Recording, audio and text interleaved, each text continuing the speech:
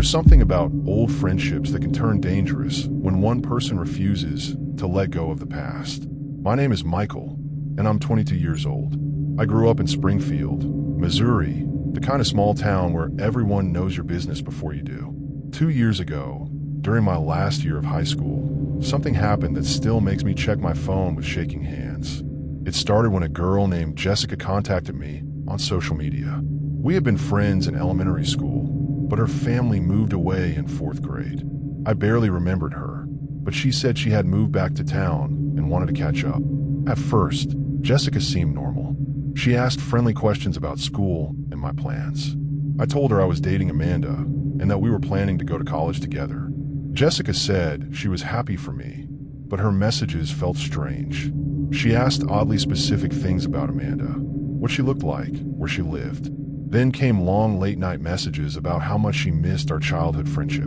Amanda thought it was weird too. "You barely knew this girl," she said. "Why is she acting like you were best friends?" The messages kept coming. Jessica wrote, "I never forgot about you. I always knew we would find each other again." She sent photos of herself wearing clothes that looked like Amanda's. Then she started showing up wherever Amanda and I went. Once at the diner, she sat nearby, just watching us. She never spoke. One day, Amanda found a note in her locker, written in pink ink. "He doesn't really love you. He's just waiting for me." It was signed with a heart and a letter J. We told the principal, but when we tried to find Jessica, no one at school had heard of her. The office said there was no student named Jessica enrolled. That's when we knew something was wrong. I asked my mom about her. She worked at the post office and knew everyone. When I described Jessica, her face changed. "That sounds like Jessica Martinez," she said. "But honey, the Martinez family moved away 10 years ago. Jessica died in a car accident 6 months after they left."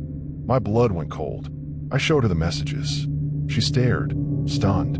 "This has to be a cruel trick," she said. "Jessica is dead." I went to her funeral, but the messages didn't stop. Jessica wrote things like, "Amanda looks sad. Is it because of me? If Amanda wore blue," Jessica mentioned it. If I was late to class, she knew. Someone was watching us. I decided to meet her. I messaged Jessica to meet at the park on Elm Street. She agreed quickly. Amanda insisted on coming. We sat near the playground. At 4 o'clock, a girl walked up. She looked like the photos, tall, thin, long brown hair. She wore a dress Amanda had worn the week before. "Hi, Michael," she said sweetly, but her voice sounded too cheerful, like she was pretending. "Jessica died years ago," Amanda said. "Who are you?" Her smile vanished. "I'm Jessica. I came back from Michael." That's when it clicked. She was impersonating the real Jessica, someone who'd known her long ago. "What do you want?" I asked. "I want what Jessica never had," she said. "To finish growing up with you. Prom, graduation, marriage." Amanda squeezed my hand. "Jessica is gone," she said. The girl's eyes darkened. "She left you. I came to fix it." I pulled Amanda up. "We're leaving." She followed. "You can't leave me again," she shouted. We ran to Amanda's house. Her dad called the police, but by the time they arrived, the girl was gone. The police said the social media accounts were fake, the photos likely stolen. Weeks passed. Then Amanda's little sister came home crying. A strange woman had waited outside her school, asking about Amanda. She wore a dress like Amanda's uniform. That night, Amanda saw someone standing under the streetlight outside. It was her, just staring. The police ran her description. Her real name was Lisa Chun, a 25-year-old woman with a long history of mental illness. Lisa had known the real Jessica years ago. When Jessica died, Lisa became obsessed. She collected photos, pretended to be her, and tracked down boys who had once known her. They found Lisa living in an abandoned house outside town. Photos of Jessica covered the walls. A Camelot shrine, a diary full of plans to become Jessica forever. She was arrested and committed to a psychiatric facility. The police said she'd likely be there a long time. But even with her gone, we were changed. We saw how easily someone can pretend to be someone else, especially in a small town full of trust. Amanda and I are still together. We live in Kansas City now, but whenever I get a message from someone I don't know, my heart skips. And sometimes, late at night, I wonder if there are others like Lisa, people so lonely they steal the lives of the dead just to feel close to someone. The scariest part isn't that Lisa pretended to be Jessica. It's that she believed she was, and she was willing to do anything to make that fantasy real. Last summer, I moved to a tiny town called Beatrice in Nebraska. I was 32 and needed a fresh start after losing my job at a marketing company in Denver. The city life had become too stressful, and I wanted something quieter. I found a small house on Maple Creek Road for cheap rent. The house was old but cozy, with a big front porch, creaky wooden floors, and a basement I decided never to use because it gave me an uneasy feeling. My landlord was a woman named Mrs. Chun, probably in her 60s with kind eyes but a nervous way of speaking. She seemed nice, but always looked worried when she talked about the house. During our first meeting, she mentioned that the last person who lived there had moved out very quickly after only 3 months. She didn't give me details, just said he left suddenly one night. I didn't think much about it at the time because the rent was so affordable and I needed to save money. Everything was perfectly normal for the first month. I got a job at the local library, which was small but had a warm atmosphere. I made friends with some neighbors, including an elderly man named Frank who lived next door and always waved when he saw me working in my garden. The town felt safe and peaceful, exactly what I needed after the chaos of city living. But then weird things started happening that made me question my decision to move there. It began with sounds at night. Around midnight, I would hear someone walking on my front porch. The old wooden boards would creak and groan under their feet, making a distinct rhythm that sounded like slow, deliberate steps. At first, I thought it might be a stray cat, maybe the mailman working late, or even teenagers playing pranks. But when I looked out the window, pulling back the curtains carefully, no one was ever there. The footsteps came every single night without fail. They would walk back and forth across the length of my porch for about 10 minutes, then stop abruptly. I started losing sleep because the sounds made me incredibly nervous. During the day, I would check the porch thoroughly for any signs of who might be visiting. I looked for footprints, dropped items, anything that might give me a clue, but I never found a single trace. One night, I decided to stay awake and watch from my bedroom window, which had a perfect view of the front porch. I turned off all the lights in the house and waited in the darkness, my heart pounding with anticipation. At exactly 12:15, I heard the familiar footsteps start. I pressed my face against the cool glass and saw something that made my blood run cold. There was a man walking slowly across my porch. He was tall and thin, wearing dark clothes that seemed to blend with the shadows. His hair was gray, and he walked with a slight limp. What scared me most was that he kept looking at my front door like he was trying to decide something important. He would pause, stare at the door, then continue walking before stopping again to look. I was too afraid to go outside or call out to him. My mouth felt dry, and my hands were trembling. I just watched from behind the safety of my window until he walked away into the darkness, disappearing between the trees that lined the property. The next morning, I called Mrs. Chun and told her everything I had seen. She got very quiet on the phone, and I could hear her taking deep breaths. "I should have told you sooner," she finally said, her voice barely above a whisper. "The man who lived in that house before you was named Mr. Rodriguez. He was a kind man, worked at the hardware store for 20 years. He died in his sleep about 6 months ago from a heart attack. People in town say they still see him walking around at night, looking for his home. He lived in that house for 15 years before he passed." I felt cold all over when she said that, like someone had poured ice water down my spine. But I didn't believe in ghosts or supernatural things. There had to be another explanation, something logical that I was missing. That evening, I decided to do something brave. I set up a comfortable chair by my front door and waited with all the lights on. When the footsteps started at their usual time, I quickly turned on the bright porch light and opened the door with as much courage as I could gather. There was absolutely no one there, but the footsteps continued. I could hear them moving across the porch, the old wooden boards creaking and bending like someone heavy was walking on them. But the porch was completely empty. It was the most terrifying thing I had ever experienced. I ran back inside and locked the door, my hands shaking so badly I could barely turn the deadbolt. I called the police immediately. Officer Williams came to check the house within 20 minutes. He was a kind middle-aged man who took my concerns seriously, but after searching the property thoroughly with his flashlight, he didn't find anything unusual. He suggested maybe it was just the old house settling or animals on the roof. But I knew what I heard. And I knew what I saw that night through my window. The visits continued every night for 2 more weeks. I started sleeping with all the lights on, but even that didn't help. I was scared and exhausted all the time. My work at the library was getting worse because I couldn't focus on anything except dreading nightfall. Then one night, something different happened that changed everything. Instead of just walking, I heard a soft knock on my front door. 3 gentle, polite taps. I was lying in bed and felt my heart start beating so fast I thought it might burst. The knocking came again, a little louder and more insistent this time. I grabbed my phone with trembling fingers and called Mrs. Chun, even though it was very late. "He's knocking on my door." I whispered into the phone, barely able to speak. "Don't answer it," she said quickly, fear clear in her voice. Mr. Rodriguez always knocked 3 times when he came home from work. His wife told me that after he died, 3 knocks every single day for 15 years. I stayed in my bedroom until morning, too terrified to move. When the sun finally came up, I packed my things and left that same day.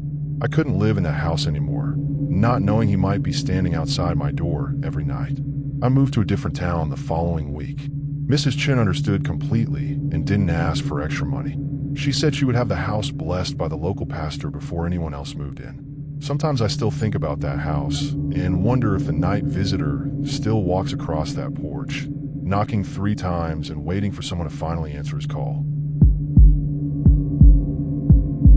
Moving to Millfield, Vermont was supposed to be my chance to start over. After my grandmother passed away last fall, she left me her small house on Pine Valley Street. I was 29 and tired of expensive city rent in Boston, so I decided to take a break from my accounting job and figure out my life in the quiet countryside. The house was exactly like I remembered from childhood visits.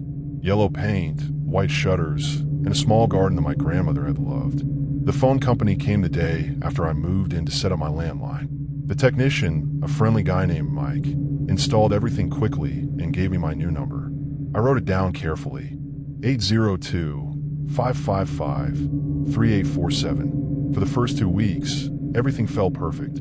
I spent my days cleaning out grandmother's belongings, painting rooms, and enjoying the peaceful silence. The neighbors were kind but kept to themselves, which was exactly what I wanted. Then the call started. The first one came on a Tuesday night around 9 p.m. I was reading in the living room when the old rotary phone rang. I picked it up expecting maybe a telemarketer or wrong number. "Hello," I said. Silence for a few seconds. Then a woman's voice, shaky and desperate. "Please, you have to help me. I'm trapped in the basement at 47 Oak Ridge Lane. He's coming back soon. Please call the police." My heart jumped. "Who is this? Are you okay?" But the line went dead. I immediately called 911 and reported what I heard. The dispatcher was professional, but seemed confused when I gave her the address. She said they would send someone to check, but when I called back an hour later, they told me there was no house at 47 Oak Ridge Lane. In fact, there was no Oak Ridge Lane in Millfield at all. The next night, the phone rang again at exactly 9 p.m. Same woman's voice, same desperate plea about being trapped in a basement. This time she added more details. "He locked the door from the outside. There's no light down here. I can hear his footsteps upstairs." I called the police again, but this time they seemed less interested. The officer who answered said they had already checked every basement in town after my first call and found nothing unusual. Night after night, the calls continued. Always at 9 p.m. Always the same woman. Always the same message about being trapped. But each time, she would add new details that made the situation sound more frightening. "He's been keeping me here for 3 days now. I can smell something terrible down here, like something died. I found bones in the corner. Human bones." I started recording the calls on my phone, thinking maybe the police would take me more seriously if they could hear the woman's voice. But when I played the recordings back, there was nothing but static and my own voice saying hello. I began losing sleep, staying awake until after 9 p.m. every night, dreading the ring of that old phone. During the day, I researched everything I could about the phone number in the house. I learned that my number used to belong to the previous owner, an elderly man named Harold Whitman, who had lived there for 40 years before my grandmother bought it. I drove to the town hall and asked about Harold Whitman. The clerk, a woman named Susan who had worked there for decades, got a strange look on her face when I mentioned his name. "Why are you asking about Harold?" she said, glancing around nervously.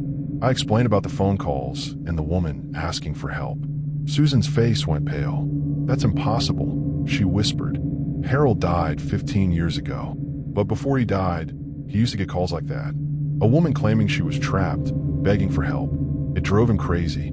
He called the police so many times they stopped believing him." My hands started shaking. "What happened to him?" "Heart attack," Susan said. "But people said the stress from those calls is what killed him. He became obsessed, convinced someone was really in danger, and he was the only one who could save her." I left the town hall feeling sick to my stomach. That night, I unplugged the phone before 9 p.m., but somehow it still rang. The sound echoed through the house, even though the cord was lying on the floor, disconnected. I picked up the phone with trembling hands. "Please." The woman's voice was weaker now, more desperate than ever. "I've been calling this number for 15 years. Someone has to believe me. Someone has to help me before it's too late." "Who are you?" I asked, my voice barely a whisper. "My name is Sarah Mitchell. I disappeared in 1995. I'm still here, still trapped.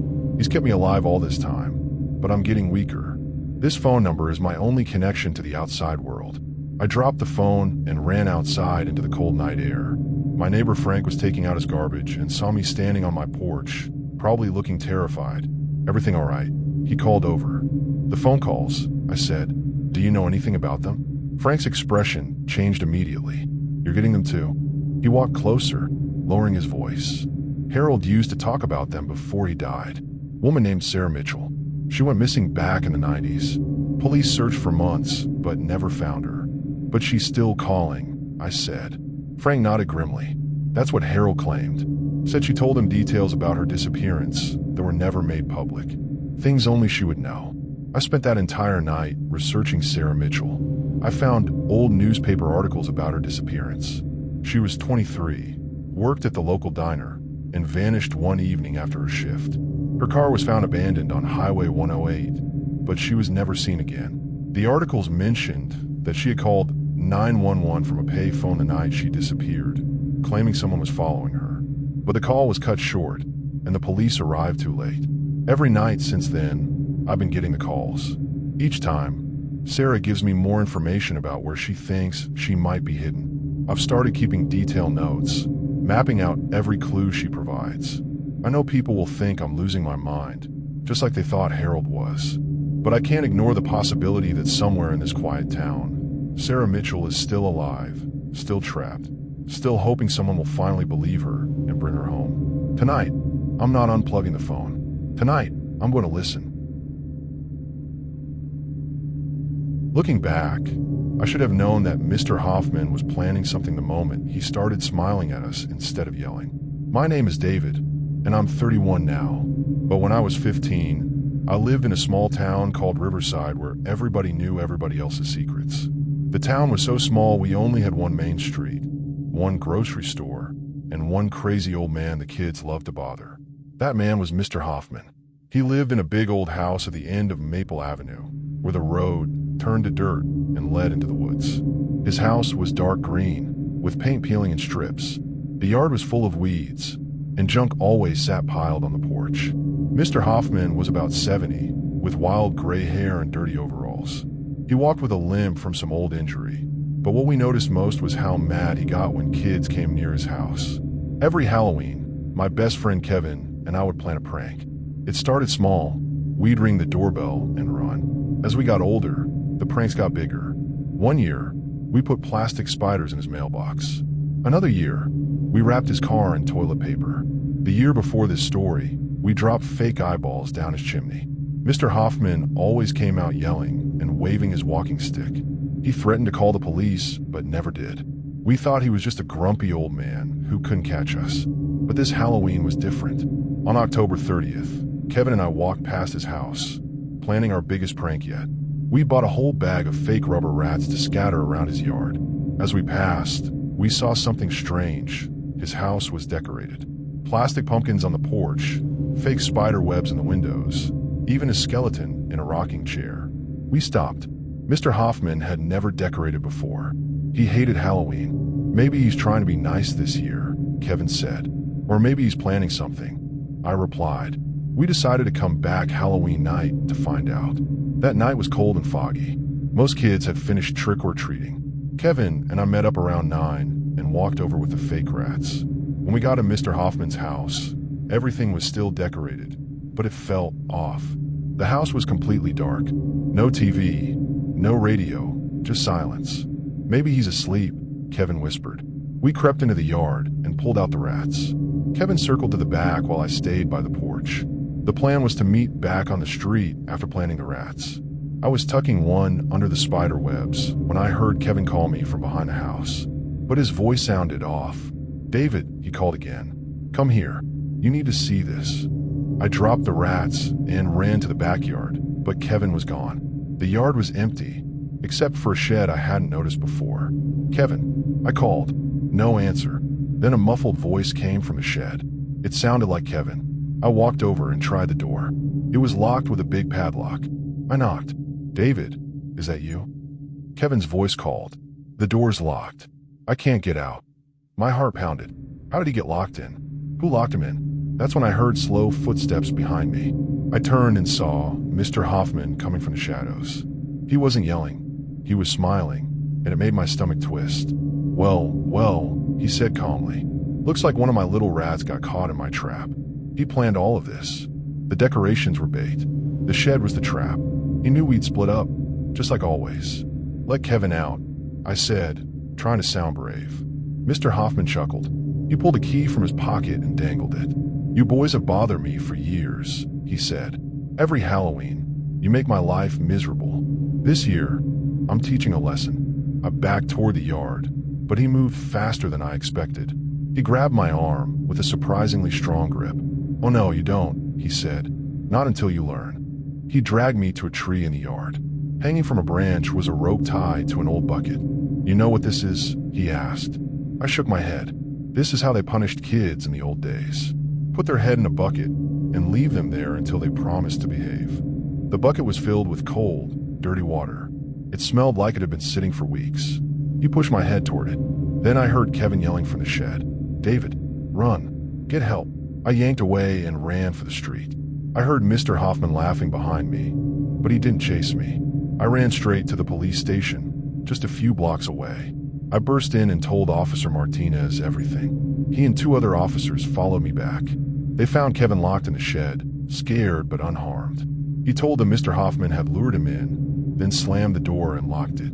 Mr. Hoffman was on the porch when we arrived, still smiling. He claimed Kevin got stuck by accident, but the cops saw the bucket hanging from the tree.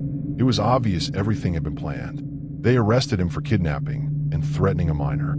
At the trial, we learned Mr. Hoffman had been planning revenge for months. He'd bought the decorations to lure us, set the shed, prepare the bucket. He served 2 years in jail. After that, he moved away. We never saw him again. But that Halloween changed everything. Kevin and I never went trick-or-treating again. We were too scared, too shaken. And even now, when I pass through small town, I wonder what secrets the people there are hiding. How many harmless old men are just one step away from doing something awful?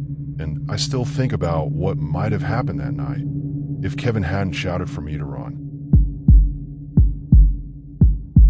When I think back to that week in Montana, I still get this awful feeling in my stomach, like something cold pressing against my spine. I never told anyone the full story until now. Maybe writing it down will help me move on. Or maybe someone else out there has seen something similar and can tell me I'm not losing my mind. It all started when I needed a break. My name's Corey, and last fall, life hit me hard. My little sister had passed in a car crash, and I couldn't handle the city noise anymore. So I booked a rental cabin outside of Libby, Montana. It was listed as a private hunting retreat, and the photos showed it tucked between thick pine trees at the end of a dirt road called Elk Hollow Trail. I didn't tell many people I was going, just needed time to breathe. The cabin was simple. 1 bedroom, small kitchen, wood-burning stove. No TV, no cell service, no neighbors in sight. The guy who rented it out was named Dale. He left the key under a flower pot on the porch. I never met him in person, just got a message saying enjoy the quiet. For the first few days, it was exactly what I wanted. I read books, took long walks down to a stream about a half-mile behind the cabin, and made dinner over the fire. I was finally sleeping through the night again. But on the 4th day, I noticed something strange. There were boot prints on the back porch. At first, I thought maybe I tracked them in myself. But these were different. Larger, wider set. They started at the edge of the woods and stopped just outside the sliding door. And they were fresh, still moist with mud from the stream trail. I checked the lock. Still bolted. No signs anyone had come inside. I tried to brush it off. But the next morning, the prints were there again. New ones. Same boots. This time, they circled the cabin. That night, I dragged the couch in front of the door. I figured it was some hunter who didn't realize someone was staying here. Or maybe a kid messing around. But the noises started after midnight. It wasn't loud, just this slow crunching sound like footsteps in dry pine needles. Then a soft thud, like someone shifting their weight on the porch. I turned off every light, grabbed the small camping knife I brought, and sat there in the dark, barely breathing. Nothing happened for hours. The sounds would come and go. A shuffle, a scratch, then nothing. When the sun came up, I opened the door slowly. There was a long scrape on the wood, right under the window, like someone had dragged a stick, or maybe a finger, across it. I drove into Libby that morning and bought one of those cheap motion sensor wildlife cameras from a hardware store. I also picked up a padlock and a stronger flashlight. I didn't ask anyone for help. I guess part of me didn't want to sound like a crazy city guy scared of the woods. That evening, I set the camera up in the trees behind the cabin, pointed toward the back door. Then I waited. Nothing happened until almost 3 a.m. I woke up to the sound of something knocking gently on the side of the cabin. Not loud, just 3 soft taps. I didn't move. I just listened. The tapping stopped, then silence. For the rest of the night, nothing. The next morning, I checked the camera footage. Most of it was just wind blowing branches or squirrels darting across the lens. But one clip made my heart stop. At 2:58 a.m., someone walked into frame. It was a man. He wore a dark hoodie and jeans. His hands were down at his sides. He didn't look at the camera. He looked straight at the cabin, at my window. He stood there for almost 4 minutes without moving. Then he stepped out of frame. I watched that clip 10 times. My hands were shaking so bad I almost dropped the camera. I didn't know what to do. Drive back to town, call the police. But what would I say? Someone stood outside my cabin. That didn't sound like enough. I told myself I'd wait one more night. Just one. If anything else happened, I'd pack up and leave. That night, I didn't light a fire. I didn't even turn on a lamp. I sat in the dark again, holding my flashlight and knife, watching the sliding door. Around 1:30, I saw movement in the trees. Just a shadow shifting behind the branches.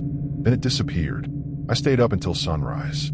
When I went out to check the camera again, I saw something that nearly made me throw up. On the glass door, drawn with a muddy finger, were 2 words. Still here. I couldn't move. I just stared at the words, my whole body frozen. When I finally grabbed the camera and played the footage back, I saw him again. This time, he came closer, just a few feet from the door. His face wasn't visible. The hoodie was pulled low. He stood there, breathing hard, like he'd run through the woods. Then he walked away. I didn't even pack properly. I threw my things into the truck, left the food and half my gear behind, and drove straight back to Missoula. I didn't stop for gas until I absolutely had to, and even then I stayed close to the pump, eyes scanning the tree line. Back home, I changed the locks. I bought blackout curtains. I started sleeping with the TV on. I emailed Dale, the cabin owner, and told him someone had been watching the place at night. He replied a day later with, "Never had that happen before. Probably a poacher or some teenager from town. Cabin's been empty most of the year." I wanted to yell, wanted to scream, "No, man, this wasn't some bored kid." But I didn't. I just deleted the email and tried to forget.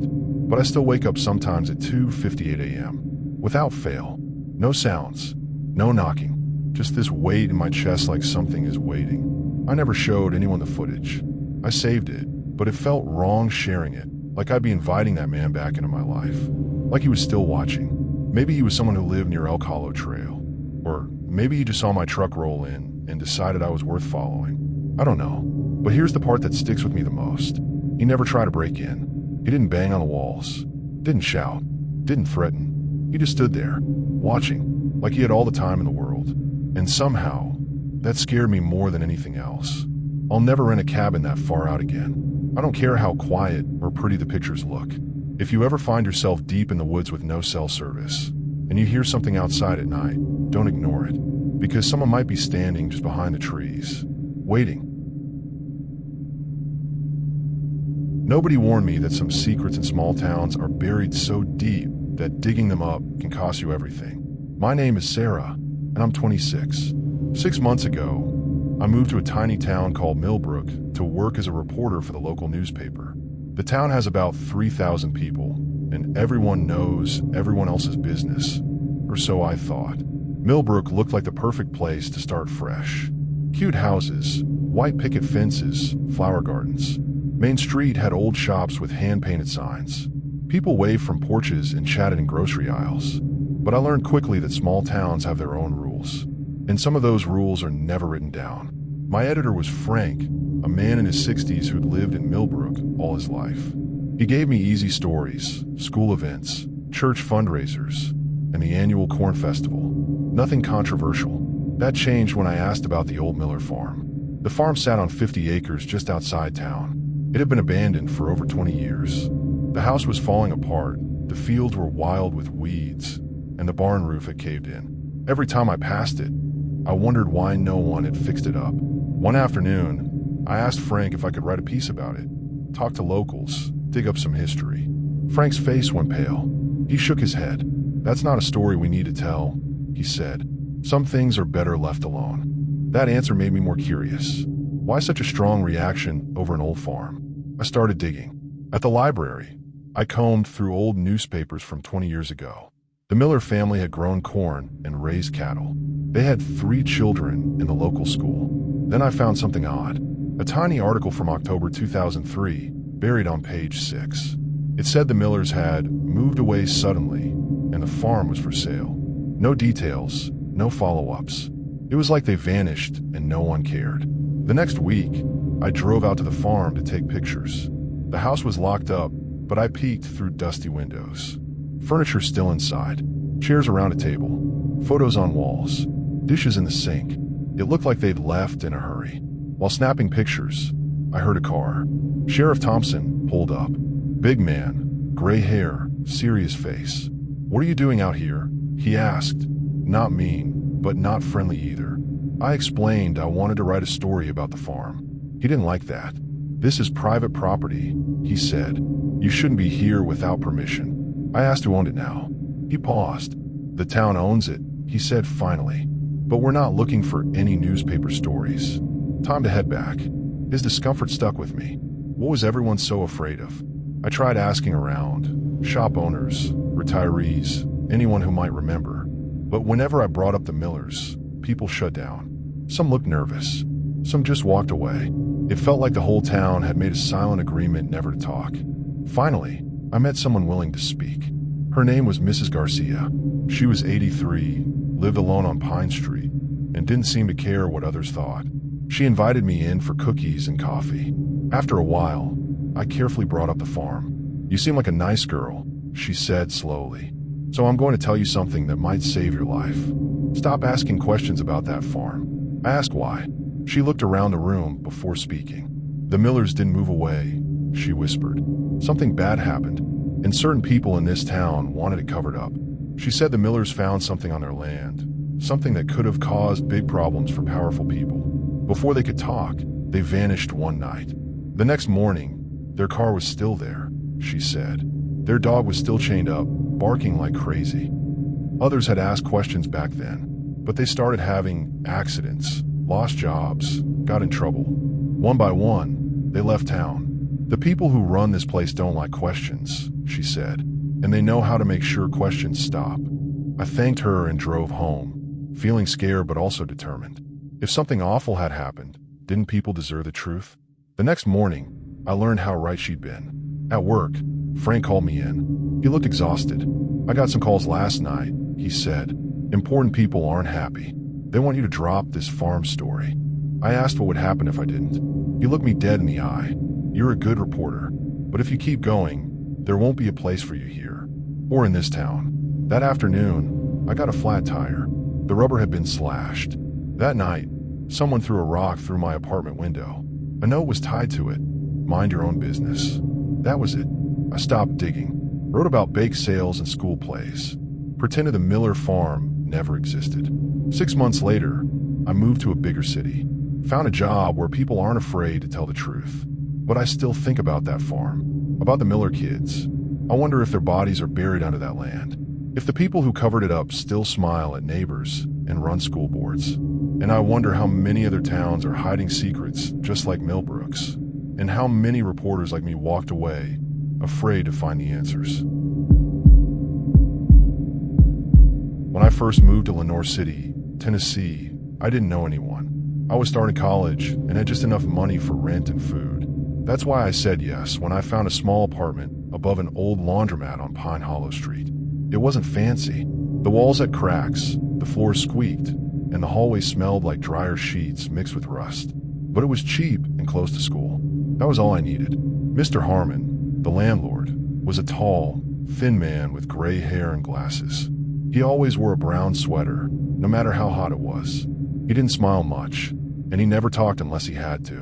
When I moved in, I asked him, "Is anyone living in the apartment next to mine?" He shook his head. "Nope, empty. Has been for years. You've got the whole top floor to yourself." That actually made me feel better. I liked the idea of not having any neighbors. The laundromat below made soft humming sounds when the machines were running, and I found that comforting. I used to fall asleep to that gentle noise. But 2 weeks after I moved in, something strange happened. I woke up in the middle of the night. The room was quiet. No cars outside.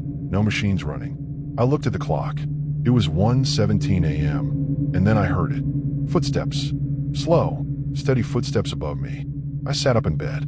That didn't make sense. I lived on the top floor. There was nothing above me except the roof. I stayed still and listened. The footsteps moved from one side of the ceiling to the other. Then they stopped. I stayed awake until the sun came up. The next night, it happened again. I woke up at exactly 1:17 a.m., and the footsteps started again, slow and steady, just like before. This kept happening every night, always at 1:17 a.m., always the same footsteps, always stopping in the same spot. By the fourth night, I couldn't pretend it was just my imagination. Something, or someone, was moving above me. On the fifth night, I stayed awake on purpose. I turned off all the lights and sat in my bed with my phone in my hand, staring at the clock. At 1:17 a.m., the footsteps began again. But this time, something new happened. After the footsteps stopped, I heard a scraping sound, like heavy furniture being dragged across the floor. The noise lasted for about a minute, then stopped. Everything went silent again. I was too scared to sleep. The next morning, I went downstairs and knocked on Mr. Harmon's door. He opened it slowly, like he wasn't expecting visitors. "Sorry to bother you," I said, "but are you sure there's nothing above my apartment?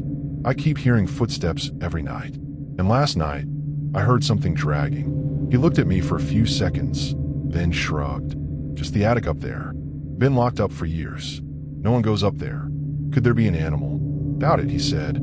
"Only way in is through a door in the back of the building. I keep it locked." I nodded, but I wasn't satisfied. That night, the noise came back, right on schedule. First the footsteps, then the dragging. I couldn't take it anymore. The next day after class, I walked around the back of the laundromat. Behind the building was a small wooden door with peeling paint. It had no sign and was half covered by a trash bin. I turned the knob. It was unlocked. Inside was a narrow staircase going up. The air smelled like dust and old wood. I turned on my phone flashlight and slowly climbed the stairs. At the top was another door. I pushed it open. The room was small and empty. No lights, no furniture. Just a wooden chair sitting in the middle of the floor. The chair was placed in the exact spot above where my bed was downstairs. I stepped closer and saw something that made my stomach twist. Scratch marks all around the chair. Long, deep lines on the wooden floor, as if the chair had been dragged over and over again. I took a picture with my phone and quickly left. That night, I couldn't sleep. I stared at the ceiling, waiting. At 1:17 a.m., the footsteps came back, but now I knew what was up there. They walked to the same spot as before. Then the dragging began again. I knew it was the chair. Someone, or something, was dragging the chair around above my bed. I couldn't move. I couldn't even blink. I just stared up at the ceiling, heart pounding. The next morning, I went straight to Mr. Harmon and showed him the picture on my phone. His eyes went wide. "That's impossible," he said. "I moved that chair out years ago. It was there when I bought the place, but I took it downstairs." "Well, it's back," I said, "and there are scratch marks all around it." He didn't say anything, just stood there, staring into space. I left without another word. Later that day, I went back up the stairs behind the laundromat. I had to see if the chair was still there, but when I opened the door, the chair was gone. Only the scratch marks remained, and now there were more of them. Deeper, longer, going in new directions. It looked like the chair had been moved around a lot since I was last there. That night, I didn't even try to sleep. I packed a bag and went to stay with my friend Ryan across town. I didn't tell him everything, just said I needed a break from the apartment. 2 days later, I came back to grab more of my stuff. I walked into the bedroom, and that's when I saw something that made my skin crawl. Right above my bed, on the ceiling, were 2 dusty footprints. They were bare, no shoes, just 2 feet, as if someone had been standing upside down on the ceiling. But that wasn't the worst part. The prints weren't there when I left. That meant someone had been in my apartment. I packed everything I could and left that night for good. I broke my lease the next morning. Mr. Harmon didn't argue. He just looked tired and told me to leave the keys on the counter. I moved into a new place across town, in a newer building with lots of neighbors. For a while, everything was fine, but now and then, I still wake up at 1:17 a.m. I try to ignore it, but sometimes I think I hear sounds, very faint, like someone walking just above me. And when it's really quiet, I swear I hear something dragging. I don't usually tell people this story, not because I'm scared they won't believe me, but because I'm scared they will. I'm 33 now, but this happened when I was 25, just after I moved back to Sheridan, Arkansas. My mom had passed 2 years earlier, and my dad had just had a mild stroke. He needed someone around. So I packed up my things, left Little Rock, and moved into my childhood home again. Sheridan is quiet, real quiet. 1 gas station, 2 churches, and way too many bugs. I had grown used to city noise, to constant traffic, to having my phone always buzzing with something. Back here, it was like the world hit pause. It was late September, still hot in the afternoons, but the nights were cooler. That night, I'd gone to visit my friend Ellie, who lived about an hour away near Leola. I stayed a little too late, talking and helping her fix her broken porch light. By the time I got in my car, it was almost 10:45. I didn't want to take the highway back. There was some road work, and I hated the long red lights. So I chose the older, more worn route, Dry Creek Road, a twisty 2-lane road that cut through woods, old farmland, and dead cell phone zones. At first, it felt kind of peaceful. My windows were cracked just a bit, crickets chirping, my headlights catching the glint of bugs flying past. I had an old country playlist going low, just enough to feel like someone else was there with me. But about 20 minutes in, I noticed headlights in my rearview mirror. They were far back at first. I figured someone else was taking the back route like me. No big deal, but the lights started getting closer, fast, and they didn't pass me. The truck behind me, an old, square-shaped Ford, maybe early 90s, pulled up so close I couldn't even see its grille. Just headlights, bright and bouncing every time it hit a bump. I tapped my brakes lightly, a polite way of saying, back off. Instead, it flashed its high beams at me. Quick bursts at first, then longer, like strobe lights behind me. I was going 5 miles over the limit, but it stayed stuck on me. Every turn I made, every slight curve, it followed perfectly. Too perfectly. Now, I've been tailgate before, but this wasn't that. This felt personal, intentional. At one point, I slowed down to maybe 35 and pulled slightly toward the edge. Gave the driver a chance to pass. They didn't. The truck just slowed with me, keeping the same tight space, still flashing those high beams like it was trying to blind me. That's when I started to feel it, the kind of cold that doesn't come from air conditioning. A feeling in my chest, my neck, my gut, like my body knew something was wrong before I could even think it. I kept driving, gripping the wheel so hard my hand was sore the next day. Then I saw it. Off to the left, just barely lit by an old neon sign, was a small gas station. Chester's Pit Stop. I read it out loud. I hadn't been there in years. Probably closed, but maybe the lights or cameras would scare this guy off. I turned in fast. The truck didn't follow. I parked at one of the pumps, killed the engine, and watched the road. Nothing. Just the trees, the blacktop, and quiet. I waited. 10 seconds. 20. A full minute. Still no sign of the truck. Confused, I stepped out, my hand still shaking. I walked slowly around my car, pretending to check my tires like I wasn't terrified. I looked down. That's when I noticed the tire marks. Fresh ones, wide and deep, from a heavy vehicle. They weren't mine. They curved into the lot, paused right at the edge of the light, and then turned back onto the road. The tracks were already dusty, like they'd been there for a little while. I walked back to the car, sat in the driver's seat, locked the doors, and stayed there another 10 minutes, just breathing, trying to figure out what happened. When I finally made it home, I didn't sleep. I just lay in bed, staring at the ceiling, hearing phantom engines in my head. The next morning, I couldn't stop thinking about it. Something wasn't right, so I went back to Chester's pit stop, this time during daylight.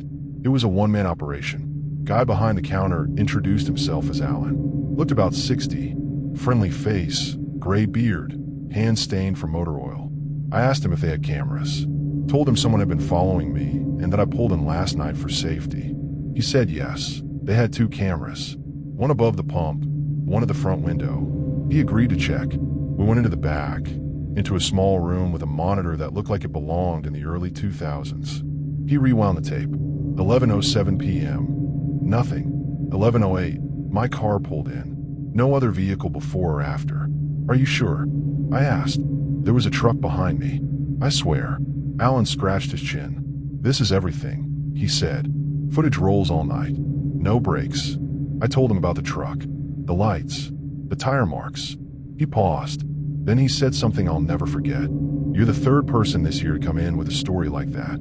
He pointed at the monitor. Always the same thing. Truck with no plates. Too close. Lights flashing, but it never shows up on the footage. I didn't know what to say. I asked about the tire marks. He nodded slowly. They show up, yeah. Fresh ones in the morning sometimes. Always right at the edge of the lot. But no video.